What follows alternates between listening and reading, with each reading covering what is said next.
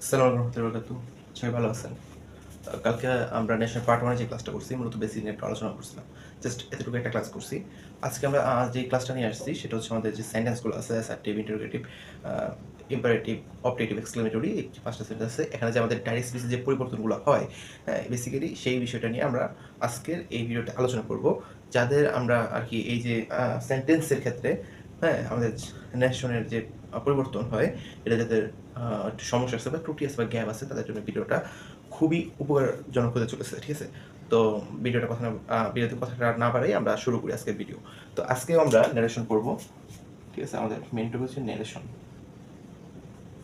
Narration narration এটা হচ্ছে আমাদের পার্ট 2। লেখা তো সুন্দর না, আপনারা বুঝে নিয়েন। ন্যারেশন পার্ট 2, ঠিক আছে?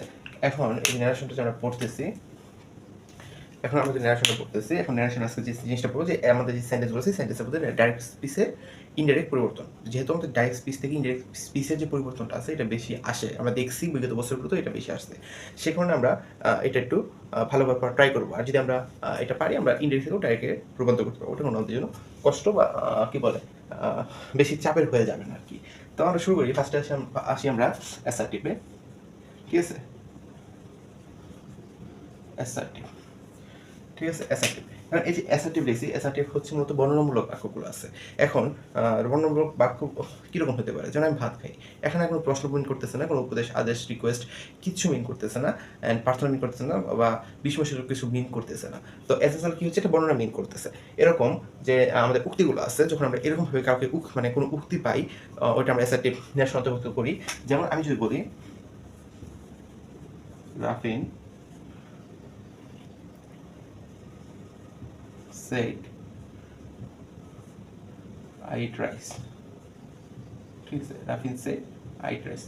এখানে রাফিন said I eat rice যদি আমরা দেখি, এটা সামান্য একটা বর্ণনামূলক বাক্য হিসেবে পরিচিতি লাভ করছে, অর্থাৎ ডাইরেক্ট বর্ণনামূলক আছে বা অ্যাসার্টিভে আছে। এখন এটাকে আমরা ইনডাইরেক্ট কীভাবে করবো? কালকে আমরা টেন্সের পরিবর্তন দেখছি, হ্যাঁ? তো আজকে আমি এগুলো আলোচনা করবো না, জাস্ট আমি বলবো কী পরিবর্তন করলে আমরা জাস্ট এটা পরিবর্তন করতে পারি।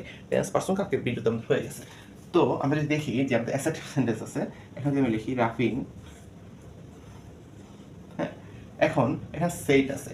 এখন আমরা যদি এটা আমাদের ডাইরেক্ট স্পিচ আছে, যখন আমরা ইনডাইরেক্ট স্পিচে করব তখন এই সেইট যদি থাকে তখন সেইটের পর যদি কোনো অবজেক্ট থাকে তো আমরা সেইট টু দি অবজেক্টটাকে মেনশন করবো। বাট যখন আমাদের অবজেক্টটা থাকবে না, হ্যাঁ, নর্মালি রাফিন সেইট, বাট আমি এখানে দেখতেছি অবজেক্ট থাকবে না বলতে উজ্জ্ব আছে অবজেক্ট, যা উজ্জ্ব না, সরি, মানে কোনো অবজেক্টই নাই বা উজ্জ্ব আছে, এরকম সিচুয়েশন যখন হয়, ক্রিয়েট হয়, তখন আমরা কী করবো? তখন আমরা সরাসরি আমরা কি ইউজ করবো? টোল্ড, ঠিক আছে? টোল্ড, রাফিন টোল্ড। এখন এই যেখানে যে আমরা কমা ইউজ করছি, এই কমাটা তোলার জন্য আমাদের অ্যাসার্টিভ ন্যারেশনের ক্ষেত্রে দ্যাট ইউজ করতে হয়। রাফিন টোল্ড দ্যাট। তো আমাদের রিপোর্টের যে ভার্বটা আছে এটার কাজ মোটামুটি শেষ। আর এখানে একটা কনজাংশন ইউজ করে ফেলছি। এখন এই বাক্যটার টেন্সের পরিবর্তন হবে এবং ইনডাইরেক্টভাবে কি আত্মপ্রকাশ করবে। তো এখানে যে আমরা দিচ্ছি রাফিন টোল্ড দ্যাট, তারপরে কি আই ইট রাইস। এখন আই যে আমাদের রিপোর্টের স্পিচে যে আই সাবজেক্ট আছে, মূলত এই আইটা কে আগে আমাদের আইডেন্টিফাই করতে হবে। এখানে রাফিন সরাসরি তার বর্ণনামূলক বাক্যে বলছে আই টেস্ট, মানে রাফিন সে ভাত খায়, ঠিক আছে? সে বলছে যে সে মানে আমি ভাত খাই, রাফিনই ভাত খায়, তো রাফিন কি মিন করছে? অর্থাৎ তার মধ্যে এখানে কীভাবে আয়ের পরিবর্তনটা হবে? হি, ঠিক আছে? এখন আমরা কি জানি এখানে কোন টেন্স আছে আগে দেখি আমরা। I eat rice. এখন আই ইট রাইস এটা হচ্ছে আমাদের প্রেজেন্ট ইনফিনিট টেন্স। যেহেতু এখানে আমরা দেখতেছি যে এটা প্রেজেন্ট ইনফিনিট টেন্স আছে, সেহেতু আমাদের যে টেন্সের পরিবর্তন ওই নিয়ম অনুসারে কী হবে? পাস্ট ইনডিফিনিট টেন্স হবে। তো ইট কী হয়ে যাবে? অ্যাড হয়ে যাবে। আর আশা করি আমরা বিষয়টা ক্লিয়ার হয়েছি, ঠিক আছে? তো আমরা বুঝলাম এটা। এখন আরেকটা উদাহরণ দিই। এখন অনেকে ভাবতে পারে যে আমি আগে কেন রুলস লিখতেছি না। আমরা আগে আগে উদাহরণটা পড়াই, উদাহরণ পড়ানোর পরে আমরা দেখবো যে আমাদের যে রুলস আছে ওটা যখন আমরা লিখবো আলাদাভাবে তখন আমাদের খুব ইজি হয়ে যাবে। তো আরেকটা উদাহরণ যদি দিই, এটা হচ্ছে আমাদের এক্সপিসে ধরলাম সাইদ সেট রাফিন, ঠিক আছে?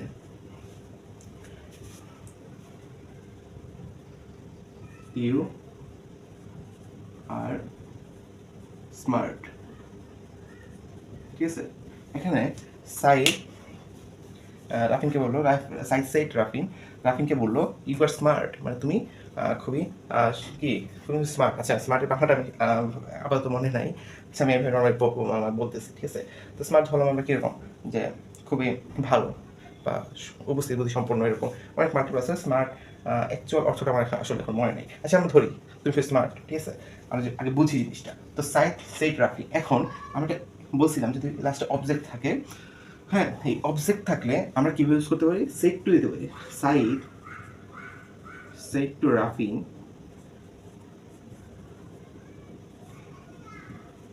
ঠিক আছে? কমার পরিবর্তে আমরা দ্যাট ইউজ করবো। ইউটা কি? এখন এই ইউ যে ইউ ব্যক্তিটা, এটা কে? আমরা যদি ভালো করে বলি যে সাইদ রাফিং কে বলছে, তাহলে এই ইউটা কি হবে? আমাদের রাফিং। তো ইউ কার অনুসারে পড়তে হবে? আমাদের রাফিং অনুসারে পড়তে হবে। তাহলে কি হবে? হি, এখানে আছে কি আর পাস্ট ইনডিফিনিট টেন্সের সামনে কি হবে? পাস্ট সরি প্রেজেন্ট ইনডিফিনিট টেন্সের সামনে কি হবে? পাস্ট ইনডিফিনিট টেন্স হবে। হি ওয়াজ স্মার্ট। ওকে, হি ওয়াজ স্মার্ট। এটা হচ্ছে আমাদের মূলত পরিবর্তন। এখন এটা আরেকটা ভাবে লেখা যায়, যদি আমরা সেট টু ইউজ করতে না চাই তাহলে কীভাবে লেখা যায়? সাইদ সরাসরি টোল্ড রাফিন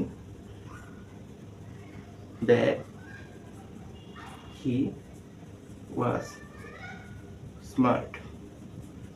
আমরা যদি ঝামেলা লাগে তো আমরা নিচেটা ইউজ করলে বেশি বেটার হয়, কারণ ভুল এই মাঝে টু দেওয়ার বিষয়টা আমরা স্কিপ করে ফেলি। বাট আমরা যারা প্রতিযোগিতামূলক পরীক্ষাগুলো দিচ্ছি, অ্যাডমিশন প্লাস বিসিএস, তার জন্য দুটো মনে রাখাই ভালো, ঠিক আছে? তো আমরা দেখলাম বেসিক্যালি এটি হচ্ছে আমাদের এই অ্যাসার্টিভ যে সেন্টেন্স আছে ওটার ন্যারেশনের পরিবর্তন। হ্যাঁ, এখন আমি যদি রুলস লিখি তাহলে রুলসটা কী হয়? ঠিক আছে, রুলস ফার্স্টে হচ্ছে আমাদের subject plus reported verb plus object. এটা থাকতেও পারে, নাও থাকতে পারে, উজ্জ্বল থাকতে পারে, ঠিক আছে? প্লাস কমার পরিবর্তে দ্যাট বসে প্লাস কি রিপোর্টেড স্পিচটা, মানে পরিবর্তিত রিপোর্টেড স্পিচ যেটা আছে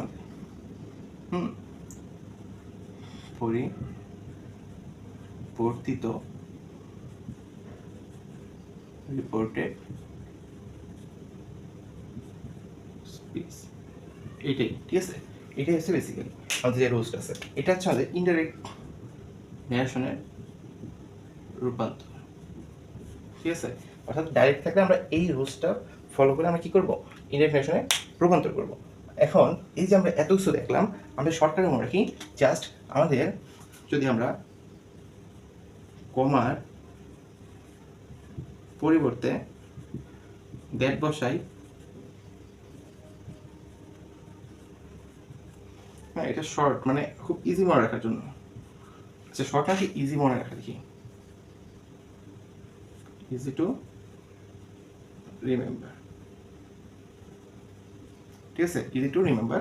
কমার পরিবর্তে দ্যাট বসাই, হ্যাঁ, তারপরে রিপিটেড ভার্ব যেটা আছে আমাদের, যে পরিবর্তিত হয় কি, রিপিটেড ভার্ব লিখে এখানে লিখে দিই set two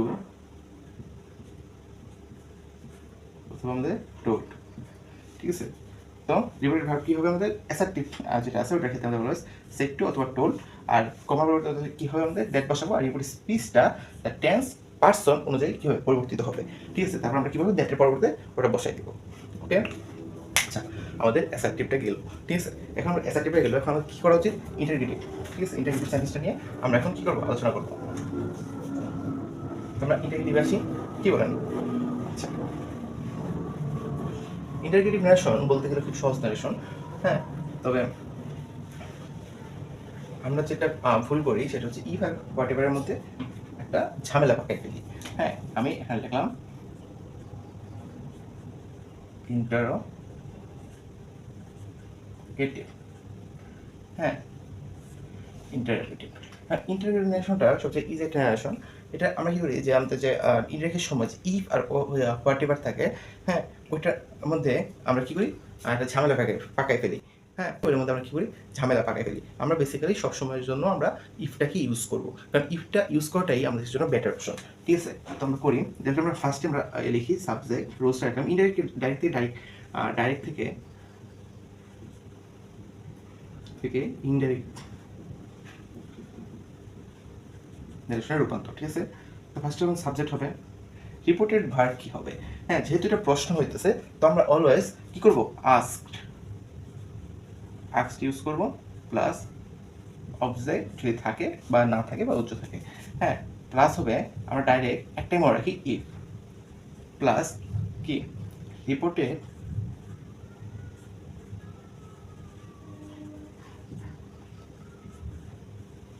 স্পিচের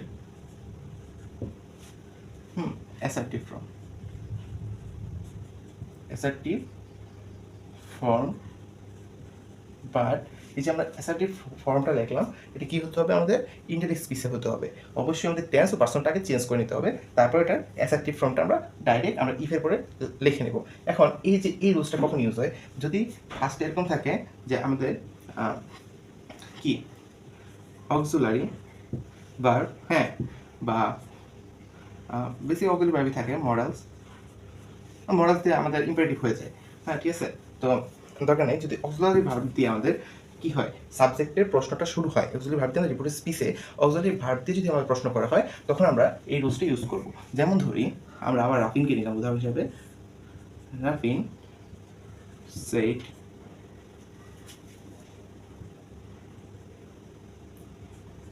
is sorry are you go there, ঠিক আছে? রাফিন said are you go there। এখন এই যে আর ইউ গো দেয়ার, এখানে আমাদের অক্সিলারি ভার্বটা দিয়ে কি হয়েছে?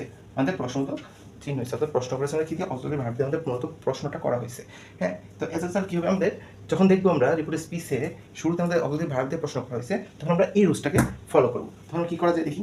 রাফিন আমাদের রিপোর্টেড ভার্ব কি ইউজ করবো ইন্টারোগেটিভ ক্ষেত্রে? আস্কড ইফ, ঠিক আছে? রাফিন আস্কড ইফ আই, এখন এখানে আপনার প্রশ্ন আমি আই ক্যান ইউজ করছি। রাফিন সেড আর ইউ গো দেয়ার, রাফিনের এখানে কোনো অবজেক্ট নাই, কোনো থার্ড পার্সন নাই, তো ধরে নিতে হবে সেটা আমি, ঠিক আছে? তো রাফিন কাকে প্রশ্ন করছে? সে আমাকে প্রশ্ন করছে যে আর ইউ গো দেয়ার। তো যেহেতু আমি তার হয়ে কথা বলতেছি, সেখানে আমি তো আমাকে তুমি দ্বারা সম্বোধন করবো না, ঠিক আছে? সেক্ষেত্রে সেই জন্যই আমি আই ইউজ করছি। ইফ আই ওয়াজ গো দেয়ার, ওকে? এটা হচ্ছে আমাদের বেসিক্যালি যে রোজটা ছিল ওইটা ইন্টারগেটিভে। এখন আপনার যদি দেখেন, আমি এই যে আমরা কি ইউজ করছি? আমাদের এবার ভাবটাকে আমরা ফার্স্ট ইউজ করছি, তারপরে কি আছে আমাদের এই যে যেই কানেক্টরসটা আছে, অর্থাৎ কানেকশন যেটা করছি আমি ইফ, ওটা ইউজ করছি। এখন রিপোর্টেড স্পিচে অ্যাসার্টিভ ফর্ম, আমাদের কি অ্যাসার্টিভ ফর্ম হয়েছে? হ্যাঁ, হয়েছে। তারপরে আমি পার্সন ও টেন্স অনুযায়ী আমরা কি করছি? চেঞ্জ করছি। এটা ফার্স্টে কি ছিল? আমাদের প্রেজেন্ট ডিফিনিটেন্সে ছিল, এখন আমি কি করছি? ফার্স্ট ইন্ডিপেন্ডেন্সে করে ফেলছি। এটা হচ্ছে আমাদের মূলত একটা নিয়ম। অ্যান্ড সেকেন্ড যে নিয়মটা হচ্ছে, সেটা হচ্ছে যদি ডাব্লিউএস কোশ্চেন থাকে, ঠিক আছে? ডাব্লিউএস কোশ্চেন থাকে, তাহলে আমি কী করবো? আসছি আমি ওই নিয়মেই। দেখেন, ডাব্লিউএস কোশ্চেন যদি থাকে, আচ্ছা আমি ফার্স্টে উদাহরণ দিই একটা। ধরলাম এবার ধরলাম রহিম said what are you doing, ঠিক আছে? রহিম said what are you doing, তুমি কি করছো? রহিম বললো তুমি কি করছো। এখন এটা কীভাবে করবো? এটা ইফ ইউজ করবো না, কীভাবে করবো? তাহলে আমরা লিখবো ফার্স্টে নিয়ম অনুসারে রিপোর্টেড ভার্ব পর্যন্ত আমাদের ওই কানেক্ট, আমরা যে কনজেকশন ইউজ করি, কানেক্ট ইউজ করি, ওর আগ পর্যন্ত কিন্তু সব নিয়মে। তো রহিম আমাদের রিপোর্টেড ভার্ব হবে আস্কড, আর যে রিপোর্টেড ভার্বটা আমরা নর্মালি ইন্টারেক্ট স্পিচে ইউজ করি ওইটা, ঠিক আছে? আস্কড, ঠিক আছে? আস্কড। এখন এই যে ডাব্লিউএস কোশ্চেন, এটা কিন্তু ডাব্লিউএস কোশ্চেন, এখানে অক্সিলারি ভার্ব নাই, সেক্ষেত্রে আমরা কী করবো? যদি ডাব্লিউএস কোশ্চেন থাকে, তাহলে আমরা ডাব্লিউএস কোশ্চেনটাকে রেখে দেবো। এখানে কোনো ইফ বা হোয়াট এভার আমরা ইউজ করবো না। তাহলে কী হবে? হোয়াট, এখানে ইউ বলতে কাকে সম্বোধন করছে? আমাকে। আমি একটু একটা নিয়ে আলোচনা করছি, হোয়াট আই ওয়াজ ডুইং, ঠিক আছে? হোয়াট আই ওয়াজ ডুইং, অর্থাৎ যদি আমরা ডাব্লিউএস কোশ্চেন থাকে, তাহলে আমরা ইফ বা হোয়াট এভার ইউজ করবো না, জাস্ট হোয়াট, মানে অর্থাৎ ডাব্লিউএস কোশ্চেনটাকে ইউজ করবো, আর বাকি সব নিয়ম সেম, ওকে? তো আমরা আশা করি এটা বুঝছি। তো এটা হচ্ছে আমাদের ইন্টারগেটিভ। এখন আসি আমাদের ইম্পারেটিভ সেন্টেন্সে। ইম্পারেটিভ সেন্টেন্স বেসিক্যালি অনেকগুলো রুলস আছে, বাট সবগুলোই মোটামুটি সহজ, ঠিক আছে? ধরলাম ইম্পারেটিভ। ইম্পারেটিভ কিন্তু সেন্টেন্সটা কিন্তু রুলস করা সহজ, বাট অনেকগুলো রুলস আছে। এখন আমি চাচ্ছি ইম্পারেটিভ সেন্টেন্স নিয়ে একটা আলাদা ভিডিও দিব, ঠিক আছে? তো আমরা এটা স্কিপ করি, কারণ ইম্পারেটিভ সেন্টেন্সে অনেকগুলো রুলস, আমরা ওটা নিয়ে আলাদাভাবে আলোচনা করবো। আমরা কী করি, ইম্পারেটিভ না করে আমরা অবজেক্টিভে যাই, আমরা ইম্পারেটিভ নিয়ে আলাদা একটা ভিডিও আপনাদের দিব, ঠিক আছে? তো আমি ইম্পারেটিভ না করি, সে অবজেক্টিভ।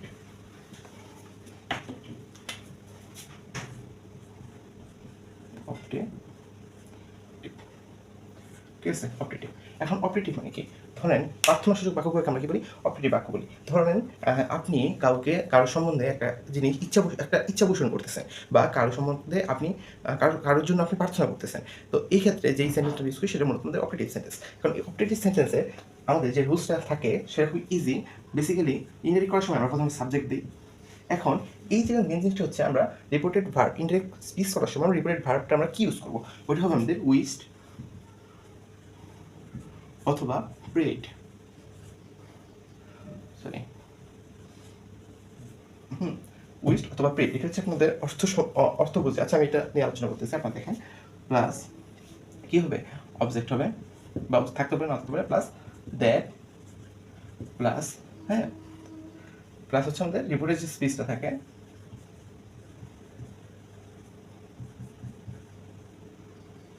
স্পিচের পরিবর্তনের টেন্স পার্সেন্ট অনুসারে হবে শুধু মেয়ে, ঠিক আছে? আচ্ছা, রিপোর্টের স্পিচের পরিবর্তন কেমন হবে? আমি লেখা দিই subject plus MI plus object, ঠিক আছে?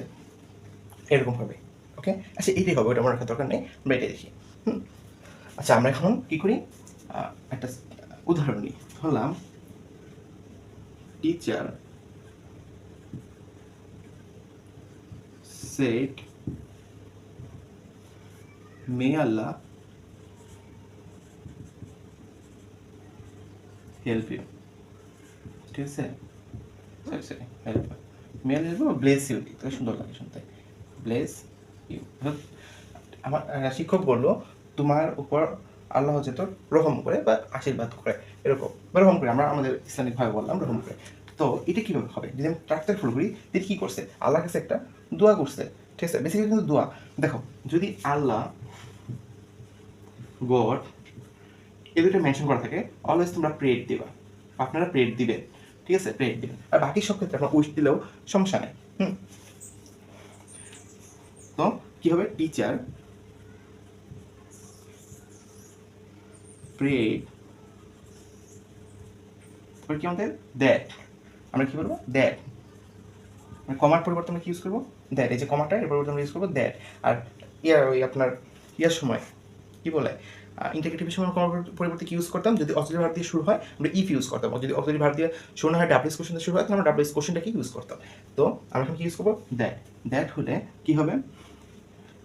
আল্লাহ মাই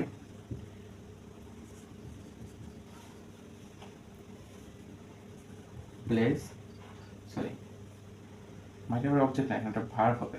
সরি, আমি এটা দিতে মনে নেই, বাট মাথায় ছিল, বাট দিতে মনে নেই, সমস্যা নেই। মাই প্লেস ইউকে, ইউটা হচ্ছে আমি, প্লেস মি, আল্লাহ মাই ব্লেস মি। টিচার প্রেড দেয় আল্লাহ মাই ব্লেস মি, শিক্ষক দোয়া করেছিলেন বা প্রার্থনা করেছেন যে আল্লাহ আমাকে যাতে রহম করে, এরকম কিছু, ঠিক আছে? মাইট কি মাইট আমাদের মডাস হওয়ার কারণে, মডাস হওয়ার যেই ভার্ব হোক না কেন তার প্রেজেন্ট ফর্মটাই বসে, প্রেজেন্ট ফর্ম বা বেস ফর্মটা বসে, ঠিক আছে? এটাই। এখন আমরা এক্সক্লেমেটরি করি, শর্টকাটে লিখি ঠিক আছে? এক্সক্লেমেটরি পুরোটা লিখলাম না, কারণ আমরা এটা খুব ছোটো একটা জিনিস, আমরা খুব ইজিলি জাস্ট শর্টকাট শেষ করার চেষ্টা করতেছি। এক্সক্লেমেটরি সেন্টেন্সের ক্ষেত্রে আমি কী করবো? এক্সক্লেমেটরি সেন্টেন্সের ক্ষেত্রে যদি আমাদের আপনার সর্বফার্স্টে ধরে বলি যে ধরেন আপনি বিস্ময়সূচক কিছু বাক্য ইউজ করছেন, ঠিক আছে? বিস্ময়সূচক বাক্য ইউজ করে কী বলছেন? আপনার এই যে আপনি যে অবাক হয়েছেন জিনিসটা প্রকাশ করছেন, যেমন হুররে, এলাস, এগুলো যদি থাকে, তাহলে আপনি কী করবেন? এক্সক্লেম উইথ জয়, সরো, গ্রেভ, তারপরে ধরেন এখানে আরও যা আছে আমাদের যে ইমোশনগুলো আছে, ঠিক আছে? এক্সক্লেম উইথ যে ইমোশনগুলো আছে ওগুলো লিখে তারপর আমাদের কী করতে হবে? বাকি যে ডাইরেক্ট স্পিচটা আছে ওটাকে আমি ইন্ডিকেট করতে হবে, হয়তো আপনারা বুঝতেছেন না, তো আমি এটার ফুল যে জিনিসটা আছে, মানে যে রোস্ট আছে ওটা আমি লিখতেছি, স্ট্রাকচারটা যেটা আছে। তো ফার্স্ট আমি কি বড় মতো সাবজেক্ট ইউজ করবো প্লাস, আচ্ছা আমি বলি, ধরেন আমি প্রথম ডাইরেক্ট স্পিচের যে স্ট্রাকচারটা আছে ওটা লিখতেছি। ধরেন প্রথমে এক্সক্লেমেশনের যে ডাইরেক্ট স্পিচে সাবজেক্ট প্লাস কি থাকে, subject plus repeated verb, plus object, তারপরে যদি থাকে কমা ডট ডট। এখন রিপিটেড স্পিচের ভিতরে কি থাকে, এক্সক্লেমেশন,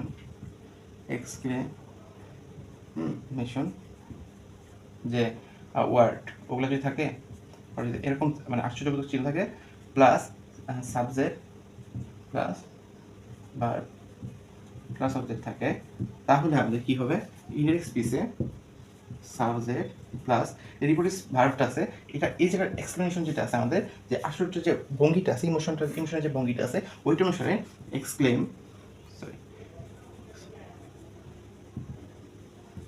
উইথ কি হবে, জয় হতে পারে, সর হতে পারে, বা যে আমাদের আদার ইমোশনগুলো আছে, ইমোশন ওগুলো হতে পারে, প্লাস কি হবে আমাদের, এটা ভ্যানিশ হয়ে যাবে। ভ্যানিশ হয়ে কী হবে, আমাদের দ্যাট ইউজ হবে। এই কমার পরিবর্তে আমাদের কী হবে, দ্যাট ইউজ হবে, হ্যাঁ এটা ভ্যানিশ হয়ে যাবে, দেন আমাদের ইউজ হবে কি, আমাদের রিপোর্টের স্পিচটা তার ওই যে আগের এসআরটিভি নিয়ম অনুসারে, এসআরটিভি হবে বেসিক্যালি, এসআরটিভি নিয়ম অনুসারে টেন্স ও পার্সন অনুসারে পরিবর্তন হবে, ঠিক আছে, সব আগের রুলস। রিপোর্টে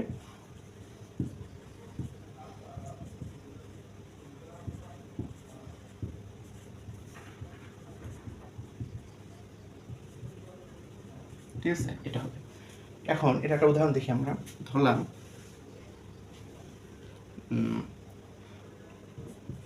করিম সে alas we lost the, lost the না, এলাস উই কি বলে,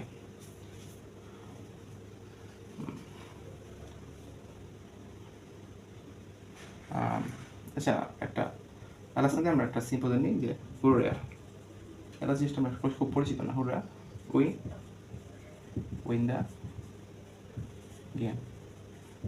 আগের প্রশ্ন হতে পারে যে আমি আজকে এত ধীরে ধীরে গেম পড়াচ্ছি, আসলে বেসিক্যালি আমার ঘুম হয়নি রাতে, যাচ্ছেন আমি সারা রাত একটা স্টাডি করা লাগে তো ঘুম হয়নি, এজ রেজাল্ট আমার ক্লাস নিতে খুব কষ্ট হইতেছে, সত্যি কথা যেটা। আচ্ছা যাই হোক, আমার পড়াই ফিরি, হুররা আছে, তো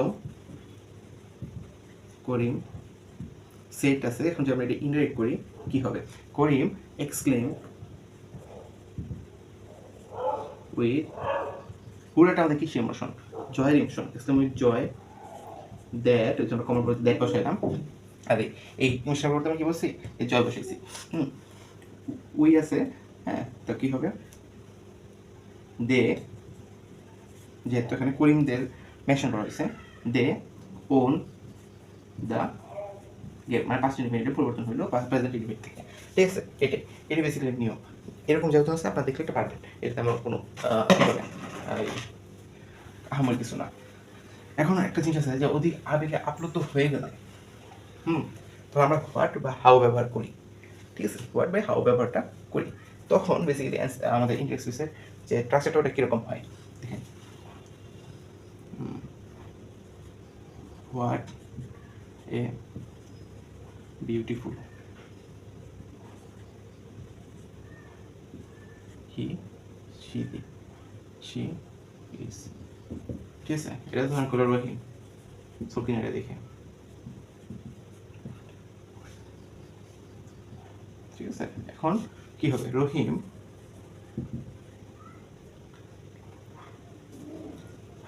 exclaimed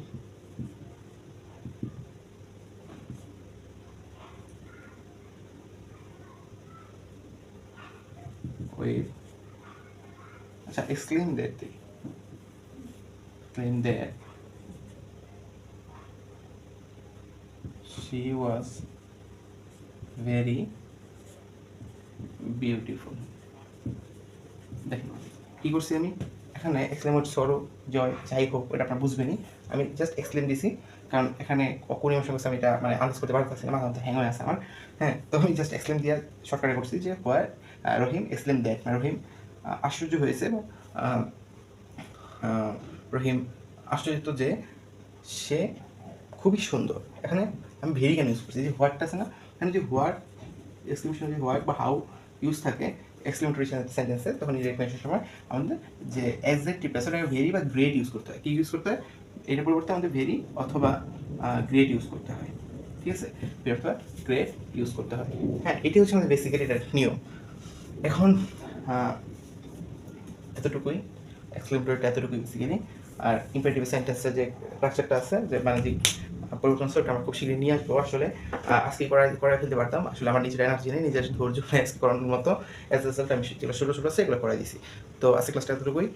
আল্লাহ হাফেজ। পয়েন্টিক্স একাডেমির সাথে থাকার জন্য অসংখ্য ধন্যবাদ। আসসালামু আলাইকুম।